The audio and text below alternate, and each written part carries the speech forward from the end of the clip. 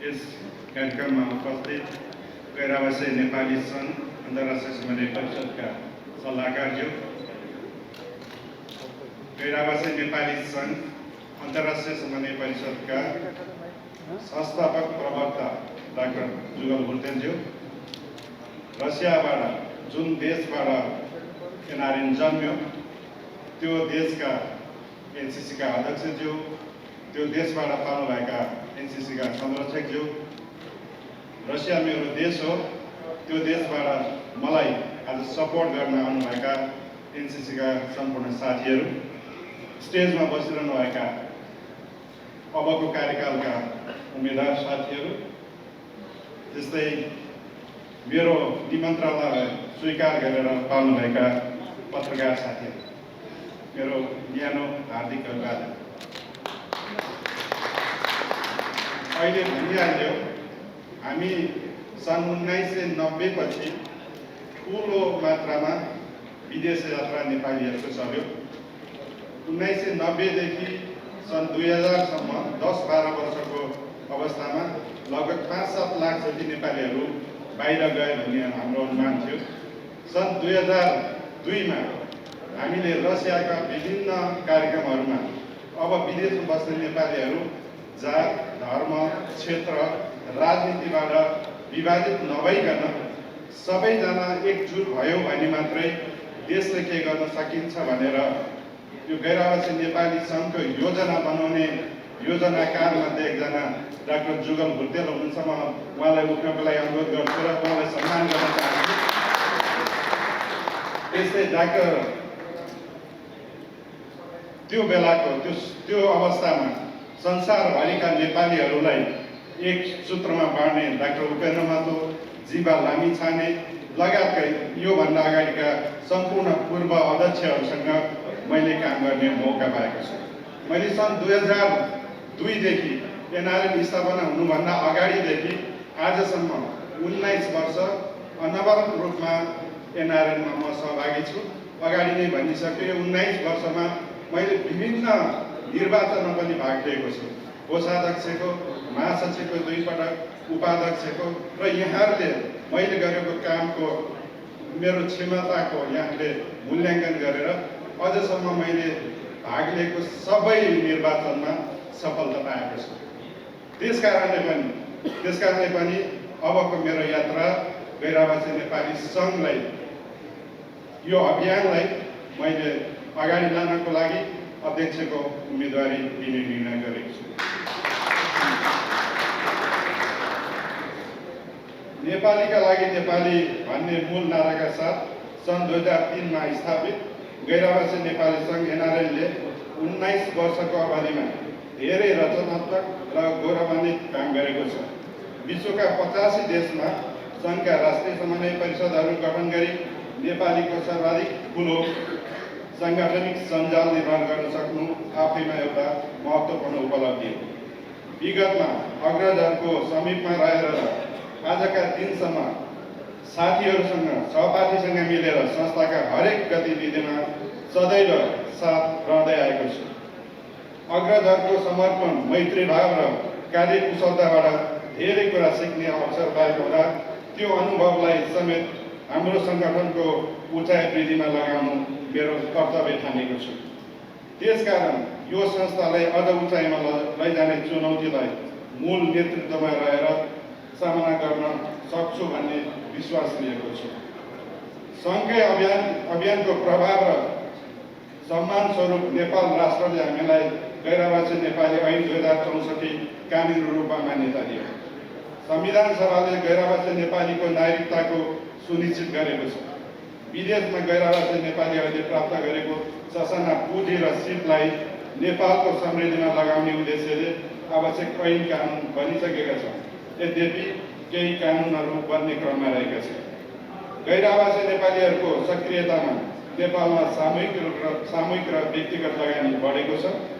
विदेशबाट ज्ञान, अनुभव र सिप भित्र्याउने संस्थागत प्रयास भएका छन्। सङ्घ मार्फत विभिन्न सामाजिक र परोपकारी कार्यमा योगदान र पहल भएका छन्। 10 अरब लगानीको कोषको माध्यमबाट विदेशमा भनौँ या मध्यपूर्वका खाडी मुलुक एवं मलेसिया लगायतका मुलुकमा रहेका गैर आवासीय नेपालीको सानो पुँजीलाई पनि उत्पादन मुलुक क्षेत्रमा लगानीको वातावरण बनेको छ। विश्वभर फैलिएका कोरोना भाइरसको महामारी लगायत मुलुकले सामना गरेका निकै सङ्कटपूर्ण घडी चाहे ती प्राकृतिक प्रकोप हुन् या मानवीय संवेदनशील जोडिएका कैयौँ अप्ठ्यारा हुन्, यी नेपाली भूमिमा वैदेशिक हस्तक्षेपका विरुद्धमा नै किन नहोस्, सङ्घको छाता मुनि रहेर संसारभरका नेपाली मातृभूमिका पक्षमा उभिँदै आएका छन्। वैदेशिक रोजगारी सम्बन्धी समस्या समाधानका लागि नेपाल सरकारको साझेदारीमा समेत केही नीति तथा ऐन कानुन निर्माणमा उल्लेख कार्य गर्न सफल भएका छन्। कोरोना महामारीमा गैर आवासीय नेपाली सङ्घको भूमिका एक अग्नि परीक्षा थियो। महामारीको बीच सङ्घले विदेशमा 50 भन्दा बढी देशमा रहेका 2 लाख भन्दा नेपालीलाई सहयोग र उद्धार गर्न सफल भएको छ। महामारीले गैर आवासीय नेपाली सङ्घको भूमिका र प्राथमिकलाई समेत बदलिएको छ। सङ्घले चलाएको राहत तथा उद्धार कार्यक्रमको नेतृत्वले 2 लाख भन्दा बढी नेपालीलाई प्रत्यक्ष सहयोग गर्न पाउनु मैले अवसरको रूपमा लिएको छु। मेरै नेतृत्वमा नेपालमा स्वास्थ्य सामग्री, राहत सामग्री, अक्सिजन सिलिन्डर तथा कन्सेन्ट्रेटर पठाएँ भने 7वटै प्रदेशमा एक अक्सिजन प्लान्ट पनि स्थापना हुँदैछ।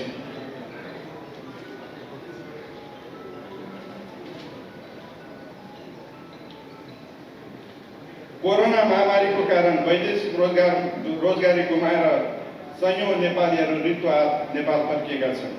हजारौंको सङ्ख्यामा नेपालीहरूले जागिर गुमाएका छन्। उनीहरूको पुनरेकीकरण एवं नेपालमै क्षमता अनुसारको रोजगारी सृजना गर्न नेपाल सरकारसँग सहकार्य गरेर अघि बढ्नुपर्ने ठुलो जिम्मेवारी हामीमा छ। गैर आवासीय नेपाली सङ्घको 9औं महाधिवेशन हामीले गरेको प्रतिबद्धता अनुरूप अघि सारेका सङ्घको पुनर्संरचना, स्मार्ट एनआरएनए, संस्थागत विकास, आर्थिक पारदर्शिता लगायतका कार्यको जग स्थापना भइसकेको छ। सङ्घको पुनर्संरचनाका लागि सुरुवात भएका नवीनतम कार्यलाई संस्थागत गर्न चुनौतीहरू थपिएका छन्। सङ्घको अभियानमा देखिएका कैयौँ चुनौतीबीच विश्वभरिका धेरै एनआरएन साथीहरूको घनीभूत अन्तर्क्रियापछि 10औं महाधिवेशन तथा विश्व सम्मेलनमा गैर आवासीय नेपाली सङ्घको अध्यक्ष पदमा उम्मेदवारी दिने निर्णयमा पुगेको छ। समृद्ध र रूपान्तरण हाम्रो साझा अभियानमा विश्वभर रहेका गैर आवासीय नेपालीहरूको सहयोग र साथको अपेक्षा गर्दै सङ्घको अध्यक्ष पदमा विजयी भएपछि निम्न अनुसारको काम गर्ने प्रतिबद्धता व्यक्त गर्छु। 1. व्यवस्थित र सुरक्षित वैदेशिक रोजगारी। वैदेशिक रोजगारीको क्षेत्रलाई व्यवस्थित, मर्यादित र सुरक्षित बनाउन नेपाल सरकार, गन्तव्य मुलुक स्थित कूटनीतिक नियोग, दूतावास लगायतसँग सहकार्य गरिनेछ। वैदेशिक रोजगारीमा जाने श्रमिकहरूलाई अभिमुखीकरण तालिमको सञ्चालन गरिनेछ। विदेशको श्रम बजारमा रहेका श्रमिकहरूलाई योगदानको आधारमा सामाजिक सुरक्षा कोष तथा पेन्सन फन्डमा सहभागी गराउन पहल गरिनेछ। अन्तर्राष्ट्रिय श्रम बजारमा हासिल गरेका ज्ञान, सिप र पुँजीलाई स्वदेशको विकास र समृद्धिका निम्ति उपयोग गर्न नेपाल सरकारसँग सहकार्य गरी छुट्टै श्रम तथा सिप बैंक स्थापनाको लागि पहल गरिनेछ। नेपाल सरकारको वैदेशिक रोजगार कल्याणकारी कोषलाई श्रमिकको समस्या समाधानमा प्रभावकारी ढङ्गले प्रयोग गर्न पैरवी गरिनेछ। विदेशमा रोजगारी गुमाई नेपाल फर्किएका नेपाली दाजुभाइ तथा दिदीबहिनीहरूलाई उनीहरूको सिप र क्षमता अनुसार नेपालमै रोजगारीको अवसर दिलाउन नेपाल सरकारसँग समन्वय गरिनेछ। कोरोना महामारीको कारणले वैदेशिक रोजगारीबाट स्वदेश फर्किएका नेपालीको अभिलेख तयार गरी उनीहरूलाई उत्पादनमूलक क्षेत्रमा सहभागी गराउन नेपाल सरकारको सहकार्यमा आफ्नै माटो स्वावलम्बी बाटो अभियान सञ्चालन गरिनेछ। रोजगारीको सिलसिलामा मध्यपूर्व, मलेसिया लगायत जुनसुकै क्षेत्रमा रहेका महिला कामदारहरूको सुरक्षित, मर्यादित र सम्मानजनक रोजगारीका निम्ति विशेष कूटनीतिक पहलका लागि नेपाल सरकारसँग सहकार्य गरिनेछ। वैदेशिक रोजगारमा जाने नेपालीहरूको न्यूनतम तलब अन्तर्राष्ट्रिय मापदण्ड अनुसार बनाउन नेपाल सरकार र गन्तव्य मुलुकबीच संवादको लागि पहल गरिनेछ। वैदेशिक रोजगारीका क्रममा रहेका नेपाली दाजुभाइ तथा दिदीबहिनीहरूले भोग्नु परेको समस्या समाधान गर्न अन्तर्राष्ट्रिय समन्वय परिषदले खडा गरेको कोषलाई थप वृद्धि गरी एनसिसीहरू मार्फत कार्यक्रम सञ्चालन गरिनेछ। श्रम स्वीकृति नवीकरण, बिमा नवीकरण तथा श्रम सम्बन्धी अन्य समस्या समाधानको लागि नेपाल आउने बाध्यकारी अवस्थालाई अन्त्य गर्न विदेशमा रहेका नेपाली नियोग मार्फत नै गर्ने प्रबन्ध मिलाउन पहल गरिनेछ। अत्याधिक जोखिमपूर्ण रोजगारीमा जाने व्यक्तिहरूलाई विशेष बिमाको व्यवस्थापन गर्न सरकारसँग नीतिगत रूपमा पहल गरिनेछ। वैदेशिक रोजगारी क्रममा मृत्यु भएका तर कागजी प्रक्रिया नपुगेका नेपालीहरूको अलपत्र नेपालमा ल्याउने आर्थिक खर्च नेपाल सरकारले बेहोर्नुपर्ने नीतिगत व्यवस्था गर्न पहल गरिनेछ। युरोपेली, अमेरिकी, ओसिनिया क्षेत्र एवं जापान, हङकङ, दक्षिण कोरिया लगायतका देशसित नयाँ आकर्षक श्रम गन्तव्यको पहिचान गरी सम्बद्ध देशसँग श्रम सम्झौता गर्न नेपाल सरकारसँग सहकारी गरिनेछ। नेपालमा लगानी तथा एनआरएनए नेपाल डेभलपमेन्ट फन्ड नेपालमा लगानी भित्राउने उद्देश्यले स्थापना गरिएको एनआरएनए डेभलपमेन्ट फन्डलाई अघि बढाइनेछ। हाल 10 अर्ब सुरुवाती पुँजी रहेको यस फन्डलाई आगामी दिनमा थप प्रयोग बनाइनेछ र वैदेशिक रोजगारमा रहेका श्रमिकहरूलाई सो फन्डमा आइपिओ मार्फत जोडिनेछ। नेपालमा लगानीको क्षेत्र पहिचान गरी सुरक्षित लगानी प्रबन्धनका लागि नेपाल सरकारको सङ्घदेखि प्रदेश र स्थानीय तहसम्म सहकारी गरिनेछ। वैदेशिक रोजगारमा रहेका श्रमिकहरूले पठाएको रेमिट्यान्सलाई उत्पादनमूलक क्षेत्रमा लगानीका लागि प्रोत्साहन गरिनेछ र त्यसका लागि लगानीको क्षेत्र पहिचान गरिनेछ। गैर-आवासीय नेपाली र स्वदेशमा रहेका युवाको नवीन सोच, ज्ञान र उत्साहलाई उत्पादनमूलक क्षेत्रमा प्रयोग गर्न एनआरएन डेभलपमेन्ट क्षेत्रीय फन्ड र सम्बद्ध वित्तीय निकायहरूबाट लगानीको व्यवस्था गरिनेछ। संयुक्त स्टार्टअप कार्यक्रम सञ्चालनको लागि कार्यविधि बनाउने र क्रमशः कार्यान्वयन गरिनेछ। गैर-आवासीय नेपाली र वैदेशिक लगानी आकर्षित गर्न दोहोरो कर छुट सम्बन्धी सम्झौता गर्न सरकारसँग पहल गरिनेछ। संस्थागत पुनर्संरचना एवं सुदृढीकरण संशोधित विधानमा ल्याइएका नयाँ प्रस्तावहरू पूर्ण कार्यान्वयन ल्याइनेछ। हाल 40% वृद्धि भएको सङ्घको पञ्जीकृत सदस्यलाई वृद्धि गर्दै विश्वभर छरिएर रहेका नेपालीलाई एकै सूत्रमा बाँड्ने गरी सदस्यता विस्तार गरिनेछ। यहाँको जानकारीको लागि पोहोर साल हामी 70,000 सदस्य थियौँ भने यस वर्ष हामी 1,06,000 बढिएको छ र हामीले यो टेनरमा फ्री मेम्बरसिप र फ्री डेलिगेट भनेर कार्यक्रम ल्याएका थियौँ र अहिले फ्री डेलिगेटको कार्यक्रम हामीले सम्पन्न गरेका छौँ र अब आउने कार्यक्रममा चाहिँ फ्री मेम्बरसिप पनि गर्दैछौँ र मेम्बरसिप बन्नको लागि एनआरएनएको मेम्बरसिप बन्नको लागि अब पैसा तिर्नुपर्ने छैन र कमसेकम 10 लाखभन्दा बढी नेपालीहरूलाई हामीले एनआरएनएमा सम्बन्ध गराइन्छ। गैर-आवासीय नेपाली सङ्घले स्थापना कालदेखि नै उठाएका 183 दिनभन्दा बढी विदेशमा बस्ने नेपालीहरूलाई गैर-आवासीय नेपाली परिभाषित गर्ने तथा विद्यार्थीहरूलाई पनि गैर-आवासीय नेपालीको परिभाषाभित्र समेट्न पहल गरिनेछ। साथीहरू, यो संस्थाको स्थापना कालदेखि नै 2 वर्षभन्दा बढी विदेशमा बस्ने नेपालीहरूलाई मात्रै नेपाल सरकारको ऐनले गैर-आवासीय नेपाली सङ्घ भनेर गैर-आवासीय नेपालीको परिभाषाभित्र पार्छ। हामीले 10 वर्षसम्म यसै कारणले गर्दाखेरि विशेष गरी वैदेशिक रोजगारमा खाडी मुलुकमा गएका नेपालीहरूलाई पनि सङ्घमा जोड्नको लागि 10 वर्षसम्म हामी संस्था रजिस्ट्रेसन नगरिकन बस्यौँ। संस्था हामीले रजिस्टर गर्दाखेरि हामीले बाध्यताले हामीले 2 वर्षको परिभाषालाई मानेका छौँ र अब हामीले त्यो 2 वर्षको परिभाषालाई 183 दिनभित्र परिवर्तन गर्नको लागि हामीले अगाडि पहल गर्छौँ भने संसारभरि गएका विद्यार्थीहरू उहाँहरूले पनि विद्यार्थीहरू मात्रै नभएर उहाँहरूले आफ्नो पढाइ खर्च आफैले कमाइ गरेर तिरेका छन् भने नेपालमा पैसा कमाएर पठाएका पनि छन्। एकजना पनि विद्यार्थी छैन होला विदेशमा बस्दाखेरि नेपालको घरबाट पैसा लिएर गएर विदेशमा फी तिर्ने विद्यार्थी। ती विद्यार्थीहरूले आय स्रोत कमाइ गरिरहेका छन् तर तिनीहरू चाहिँ एनआरएनको परिभाषामा परेका छैनन् र उनीहरूलाई चाहिँ एनआरएनको परिभाषामा पार्नलाई हामीले पहल गर्छौँ। सदस्यता प्रतिनिधि चयनसँग सम्बन्धित तथा निर्वाचनजन्य असहजतालाई सम्बोधन गर्दै स्वतन्त्र अधिकार सम्पन्न सदस्यता तथा प्रतिनिधि स्थापना आयोग र न्यायिक आयोग गठन गरिनेछ।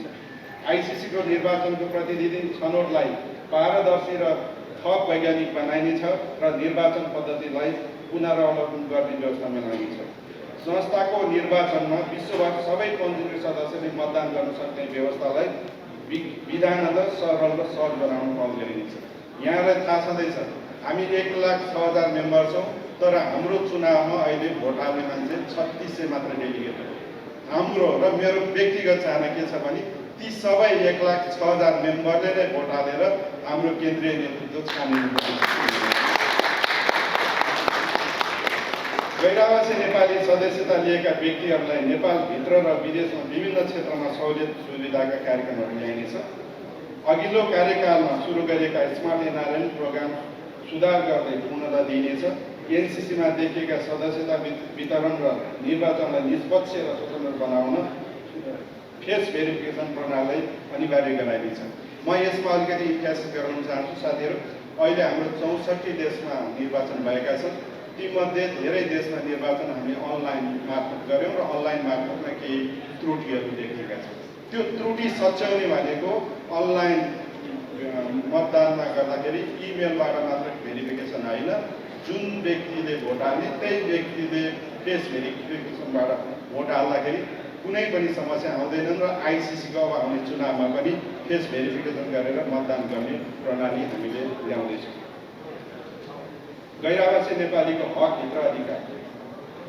नेपाल सरकारले संविधानमा व्यवस्था गरेका तर कार्यान्वयनमा आउन बाँकी गैरावासी नेपाली नागरिकता लगायतका अन्य व्यवस्थालाई कार्यान्वयनमा ल्याउन परिणाममुखी पहल गरिनेछ।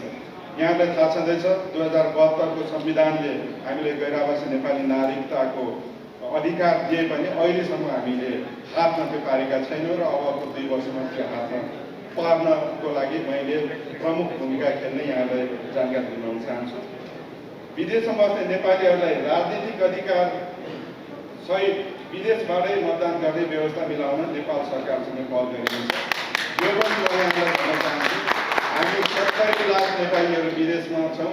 त्यो मध्ये अधिकांश 90% नेपालीहरूले निलो पासपोर्टै लिएर चाहिँ विदेशमा बसेका छन्। नेपाली नागरिक भएपछि नेपालको कमसेकम राष्ट्रिय स्तरको निर्वाचनमा त्यहीबाट अनलाइन भोटिङमा भोट हाल्न पाउनु पर्नेछ र अबको 2 वर्षमा हामीले यसलाई चाहिँ प्रयोगमा ल्याउँछौँ भन्ने पनि यहाँलाई जानकारी गराउन चाहन्छु। गैरावासी नेपालीको नेपालमा रहेका सम्पत्तिको सुरक्षाको लागि कानुनी व्यवस्था मिलाउन नेपाल सरकारसँग पहल गरिनेछ। नेपालीहरूको बाक्लो उपस्थिति भएका देशहरूमा दूतावास स्थापना गर्न तथा दूतावास स्थापना गर्न सम्भव नभएका मुलुकमा कन्सुलेट कार्यालयको व्यवस्था गर्न नेपाल सरकारको ध्यानाकर्षण गराइनेछ। विदेशमा रहेका नेपालीलाई नेपाल सरकारको सुविधा उपलब्ध गराउन प्रयास गरिनेछ। नेपाली मूल भएका तर पुस्तौँदेखि विदेशमा नेपाली समुदाय Myanmar, Thailand, Malaysia, Mauritius, Brunei लगायतका मुलुकमा रहेका नेपाली भाषीलाई पनि एनआरएन कार्डको माध्यमबाट कानुनी आधारसहित नेपालसम्म जोड्ने प्रयत्न गरिनेछ। साथीहरू, यी देशहरूमा 5औं 6औं पुस्ता अगाडि नेपालीहरू बसोबास गरिरहेका छन्। तपाईँ हामीले नेपालमा गरेको सांस्कृतिक जगेर्ना भन्दा बढी संस्कृतिको जगेर्ना उहाँले गरिरहनु भएको छ। तर आजको दिनमा उहाँहरूले आफ्ना छोराछोरीलाई नेपालमा पढ्न पठाउनको लागि भिजा लिनुपर्ने प्रावधान छ। ती कुरालाई सहजीकरण गरेर ती नेपाली भाषी मात्रै होइन, ती नेपाली उत्पत्तिका नेपालीहरू जो नेपालसँग जोडिन चाहन्छन् तिनीहरूको लागि अब एनआरएन कार्ड मार्फत चाहिँ फेरि जोडिनको लागि यो 2 वर्षमा हामीले पहल गर्नेछौँ। राष्ट्रिय समन्वय परिषदबाट निर्वाचित अध्यक्षलाई नेपाल सरकारको अवैधानिक वाणिज्य दूतको रूपमा मान्यता दिन नेपाल सरकारसँग पहल गरिनेछ। बेलायत लगायतका विभिन्न देशमा कार्यरत भूपू गोर्खाहरूले उठाउँदै आएका समान पेन्सन र अधिकारको मागलाई पूरा गर्न संस्थागत रूपमा विशेष पहल गरिनेछ।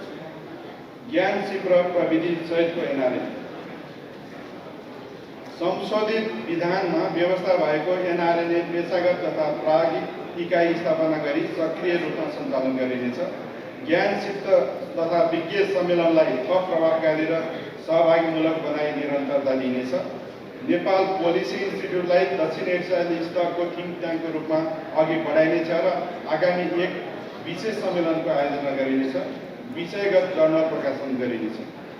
अन्तर्राष्ट्रिय थिङ्क ट्याङ्कहरूको सहकार्य लगायत गतिविधि अगाडि बढाएर नेपाल बौद्धिक प्रतिभाको मुहान र गन्तव्य दुवै हो भन्ने सन्देश प्रवाह गरिनेछ। विदेशमा हासिल गरेका अनुभवका आधारमा नेपालका विविध क्षेत्रमा आवश्यक नीतिगत सुधार तथा तयार गरी नेपालका सम्बन्धित निकायलाई उपलब्ध गराइनेछ। एनआरएनए फाउन्डेसन राष्ट्रिय अन्तर्राष्ट्रिय दातृ निकाय तथा परोपकारी संस्थाहरूसँग आवधिक कार्ययोजनाका साथ सहकारी गरिनेछ।